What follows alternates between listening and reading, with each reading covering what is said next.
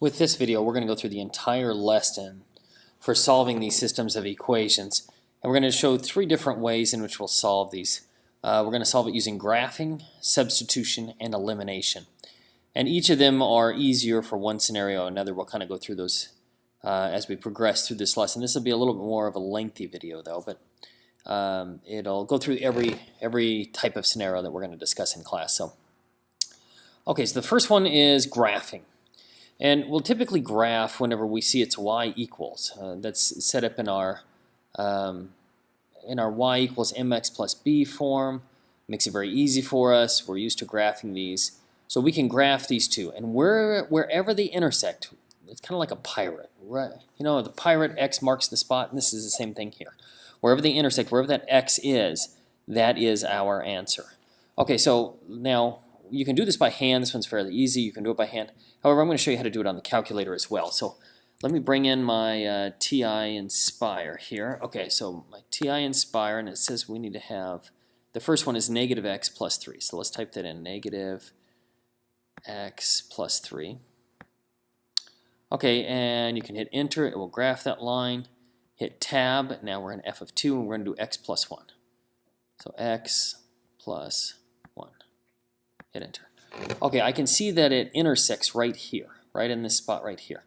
I don't know what that point is. The way that we can find that is if we go to Menu, and we want to Analyze Graph, Intersection. We're looking where these two intersect, and it's kind of got a little bit of a icon right here that helps you learn that.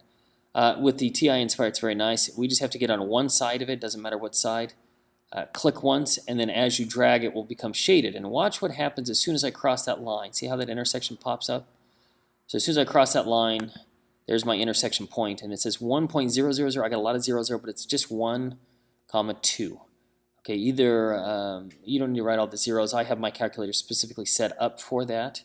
If you are using a different calculator, let me get in here. We'll use our TI-84. Pull that one in. We'll do the same thing using the TI-84. Okay, all we're going to do is go to our y equals. I'm going to type these two in. I can clear this one out. I go negative x plus 3. And then the next one, let's clear this one out. Just be an x plus 1. X, whoops, wrong button. Let me go second, quit. Okay, we'll go back there. And we'll go x plus 1. Okay, now we can go to graph. This one goes across here and it comes up. We already know the answer is going to be 1, 2. But let's try it here on this one. What we'll do is we'll go second trace, and this will help us do the calculate. Second trace, and we're looking, option number 5 is the intersect. So we'll go down to option 5. There we go. Enter. It says first curve. What that's basically meaning is the first line, and that is the first line. So you hit enter.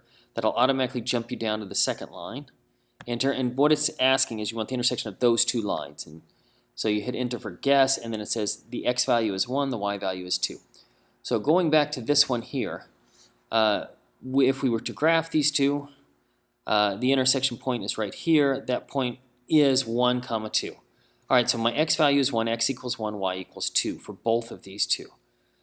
We could also plug this one back in to make sure both of them are going to work. If we plug it back in, we plug in 1 for x, 2 for y, make sure it works. 2 does indeed equal 2, so we're good to go there.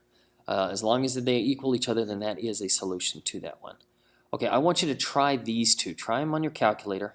I recognize you can do these by hand. We're going to get to some pretty soon here that you can't do by hand, so I'd like you to get the practice with your calculator. So push pause on the video now. After you've obtained your answer, come back and push play. Okay, so hopefully you got the answer on both of these, 3, 0 on the first one, and then -2, -3 on the second one. All right, let's get a little bit more practice on this. I'd like you to try both of these using your calculator. Push pause on the video now. After you've obtained your answer, come back and push play. Interesting thing on this first one. You notice how these both have the same slope, so they will never intersect. Maybe you struggled with that a little bit on your calculator. But because these two never ever intersect, there is no solution. There's nothing that's going to work where the x value will be the same for both of these and the y value will be the same for both of these two. It won't work. They never intersect each other. So there is no solution that will work for this. Okay, number 2 here. Number 2 is a little bit easier. That one does indeed have an answer on it, so it made it a little bit nicer. All right. So now we're going to get one that's a little bit more complex than just a linear equation. So we've got these two here. Now, if you want to, go ahead and push pause and try it on your own. Otherwise, I'll go through it right now. So on this one, we're going to graph the two. We've got an x squared minus 2, and then we've got a 2x plus 1. So here's our graph for x squared minus 2. And this is close as we can get with the computer animation here. But x squared minus 2, then I do a 2x plus 1. This one, something unique happens because I actually have two intersection points. I have one here and then one up top here. So if I do the same thing on the calculator, you're just going to go to the intersects and just hover over that one if you're using the TI Inspire. Or if you're using the TI-84, you just need to get somewhere close over to this intersection point. For the first one, you hit enter, and then the second one, you hit enter over here, and it'll give you the answer here. Then you can come to this side, do the same thing, but you got to get somewhere close to this intersection on the TI-84. Okay, so this one we find out that the intersection is 3, 7. The one down here on this part, that intersection is -1, -1. So we end up having two answers here. One answer is 3, 7, the other one is -1, -1. So my x values that are possible for this one are -1 and 3. My y values are -1 and 7 will work for these. All right, now let's get some more practice on these because these are one of them is a linear, one of them is a quadratic. I'd like you to try these two. So try them on your calculator. After you obtain the answers, come back and push play. Check your answers here. Okay, something unique happened. Number 2 is great because it's similar to the ones that we've done in the past, only now we have a decimal, but that's not the end of the world. Number 1, it felt like there were 2, but this one actually goes through and just touches it and bounces right back off. So it doesn't actually intersect in one side coming out the other. It just touches right there. So we only actually have one answer there. Kind of unique. It's neat. When you're doing it on the online system and you'll have two different answers, there's a very specific way I want you to enter those answers in. And you have to enter them in with an x comma y. If you have one, if you have two x comma y with parentheses, then a comma in between the two ordered pairs. Okay, so your answer should look like this one here. See how, and it doesn't matter the order.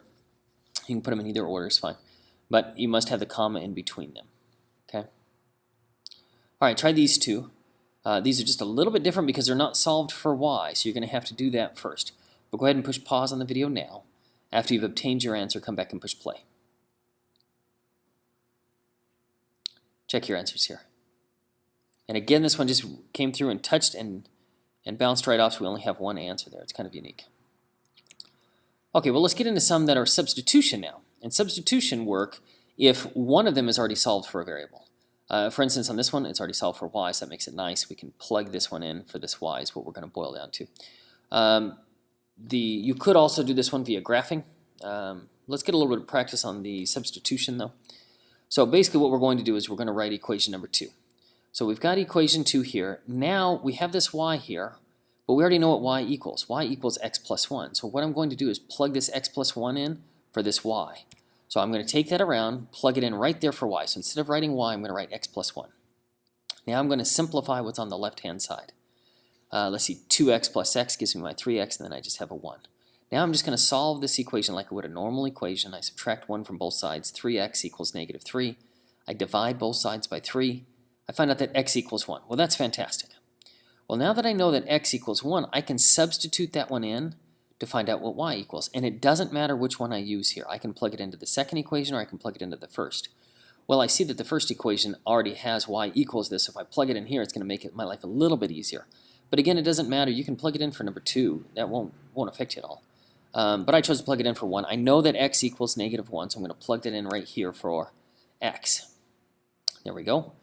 -1 plus 1 is 0. So with that one, y equals 0. So my answer on this one is -1, 0. Okay. My x value is -1, my y value is 0. When you'll type these one into the computers online tonight, you'll use the parentheses as it. All right, so now that we've got that, let's get a little practice on this. Here's one that I'd like you to do, these two. Go ahead and push pause on the video now. Use substitution method to solve these. After you've obtained your answer, come back and push play.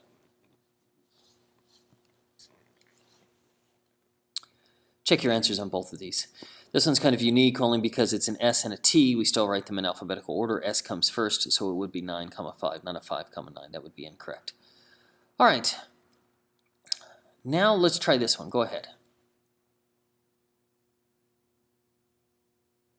This one kind of something unique happens, so let's talk about it. My x value, I know what my x is, so what I'm going to do is I'm going to substitute that one in. So I've got the second equation here, and I know what x equals. That's my one in red there. X equals this 2y plus 4. So now I'm going to type in 2y plus 4 instead of x. So this was 2 times x, so now this is going to be 2 times 2y plus 4. I simplify that one out. Now, I skipped a little bit here, but this would be 4y plus 8. Well, 4y minus 4y gets rid of my y, so I end up with an 8 equals 10. And then you have to ask yourself, does 8 equal 10? In this case, it does not. So because 8 does not equal 10, there is no solution for this problem. There's nothing that will make these two work. Now, if you want to get a little more creative on this one, you can solve this one for y and this one for y and graph them, and you'll find out that they have the exact same slope. These two never intersect. Okay, so there is no solution that will work on this one. You can graph that and see that. Okay, this one is a nice one. A lot more complicated. It's the same process. If you want a little more of a challenge, you can push pause on the video now and try to work through it, and then I'm going to explain it next, though. Okay, so this one we're going to use the exact same way. I've got y equals already up here, so I'm going to use substitution. This is going to be the easiest method here. Okay, so I've got equation number 2, and I know that y equals 3x minus 10, so I'm just going to plug that in right here for y. Okay, 3x minus 10, and it's squared. Now this is y squared, so I'm going to take whatever my y value is here and square it. Okay, now I have to square this one, and then it's not 9x minus 100. You're actually going to have to, you can use your FOIL method, you can use a box method, whatever you're used to there, but you're actually going to have to multiply 3x minus 10 times 3x minus 10. So when we expand that, that ends up being 9x squared minus 60x plus 100. All right, well now that we have that, we can combine like terms. I've got an x squared and a 9x. I can combine those two, so that gives me 10x squared. Now I have to get everything onto one side. This is a quadratic, so I have to get everything onto one side. I can do that by subtracting 100 from this side. That'll move it over to the other side. That gives me 10x squared minus 60x equals 0. From here, this is a quadratic. I can plug it into the quadratic formula will work. I can also graph this one and find it. There's an easier method, though, if I can see if there's anything they share in common and pull these out. In this case, they share both a 10 and an x. I see an x on both of these, and a 10 will come out. So I'm going to pull out my common factor, which is 10x. Now I said each of these equal to 0. That means x equals 0, and x minus 6 equals 0, which means x equals 6. So now I know my x values. I have 2 of them. Well, if I know my x values, I can find out my y values. I can plug these in, and I can plug them into either equation. Now, equation number 2 looks a lot more difficult, so I'm going to skip that one. I like to keep life a little bit simpler, so I can just go with equation number 1. And again, it doesn't matter. You can use equation number 2 if you want to. You'll get the same answer. All right, so equation number 1, this is y equals 3x minus 10. Now I know what x equals. X is my purple here. So I'm going to plug in 0 for x is all. If I plug in 0 for x, I find out that y equals negative 10. So my first answer here is 0 comma negative 10. I got my 0 from up here. That's my x value. Negative 10 is my y value. Okay, I do the same thing over here, and I can plug it in again to either one, but number 2 looks too complicated for me. I want to skip it. So let's do number 1. So I'll do number 1 here. And again, I'm going to plug in 6 for x now. I plug that one in. That is 18. 18 minus 10 is 8. So my ordered pair on this one would be 6. My x value is 6. And when my x value is 6, my y value is 8. So those are my 2 answers here. And when you write them in the online system, you're going to write them with a comma in between them. All right. That one's pretty complicated. Let's get a little bit of practice on that. You tried these 2. Push pause on the video now. Work through these solutions. After you've obtained your answers, come back and push play. Check your answers here. Okay, you notice number 1 had 2 different answers. Number 2 was not a quadratic and it only had 1 answer. That made it kind of nice for us. Okay, now we're going to get into our last part here. And with this one, we're going to be solving it. It's not solved for a letter, a variable. It's not solved x equals, so we don't want to use substitution. It's not solved for y equals, so I can't graph it. So the easiest route to do on this one is what we call elimination. And the reason why they call it elimination is we're going to eliminate one of these variables, either the x's or the y's.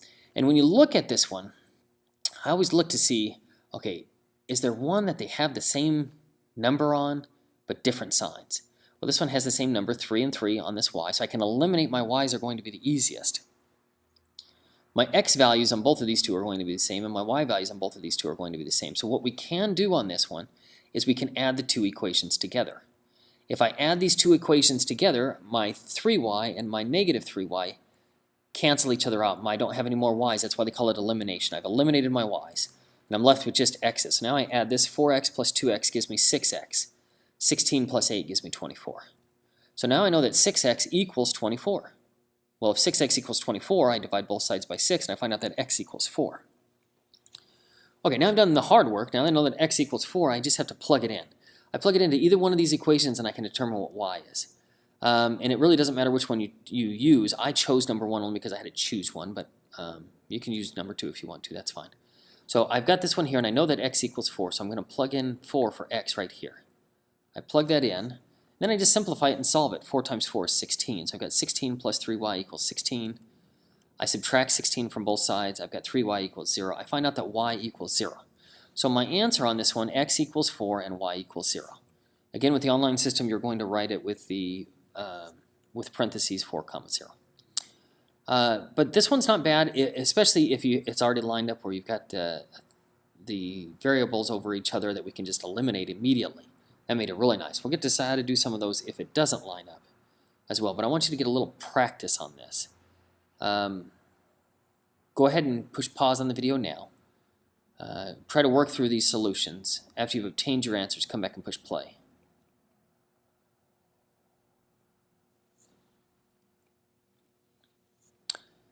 Check your answers here. Okay, well this one was a little bit more complicated.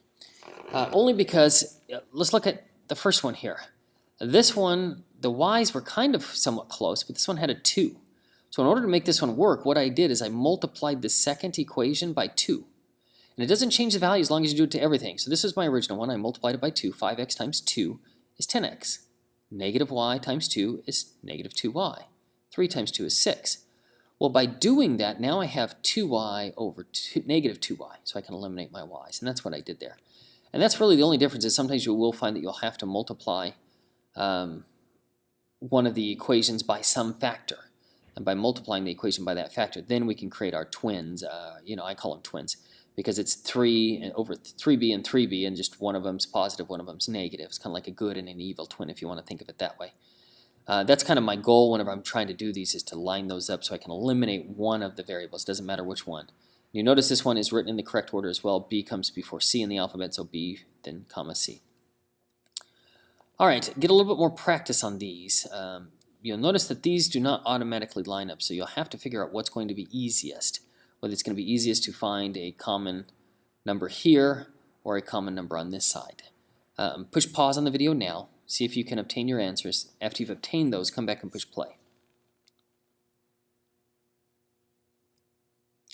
Check your answers here. Okay. This one I chose, and you could have chosen the y's, and that would be fine if you did. You'd have to multiply this one by 4, this one by 3. But either way is fine. Notice on this one, though, I had to multiply the top by a negative 2. Otherwise, I'd get a negative 10 over negative 10, which would not eliminate my x's. That would give me a negative 20. So that's why I went with a negative 2 on top. But again, you could have chosen to eliminate your y's, and that's completely fine. If you did, you'll get the exact same answer. Okay, now this one's a lot more complex because we've got a quadratic here. We're going to use the same rules, though. I look at these two and I say, okay, I can either eliminate my y's or my x's, and it really doesn't matter which one you do. However, I want to eliminate my x's because I don't want an x squared there. I want to see if I can just simplify this as far as I possibly can. So in order to do that, I know that I need a 15 here and a 15 here. So I'm going to multiply the top equation by 5. That would give me a 15. I'll multiply the bottom equation by 3 will give me 15. Of course, I need one of them to be negative. So it doesn't matter which one you choose, but I chose to do the second one as a negative 3.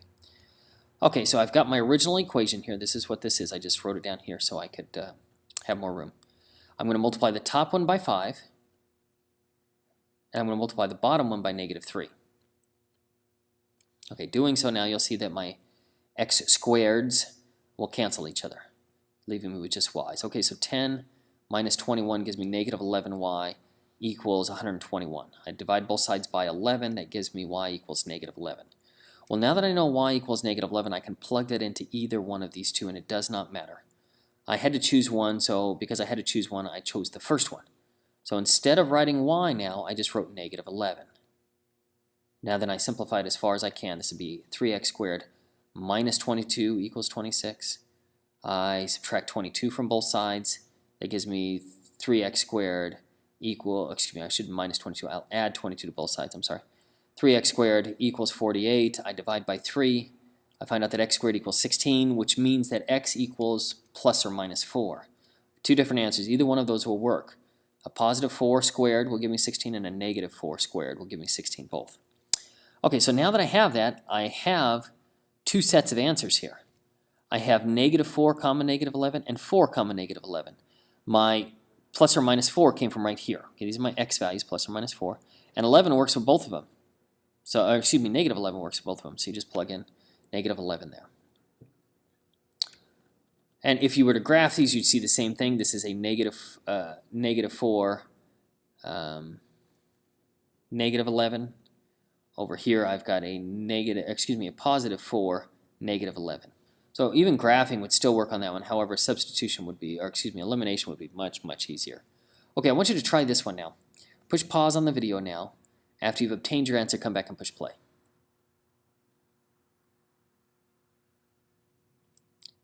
Check your answers here. This one's real similar to the first one. The only difference was with this one, I ended up with a radical. X squared equals 11, so x equals plus or minus the square root of 11. That was the only major difference. Okay, well, that'll conclude this video. If you need to, you can go back and watch it several more times. Or I have other videos on similar topics here that you can view on my YouTube channel.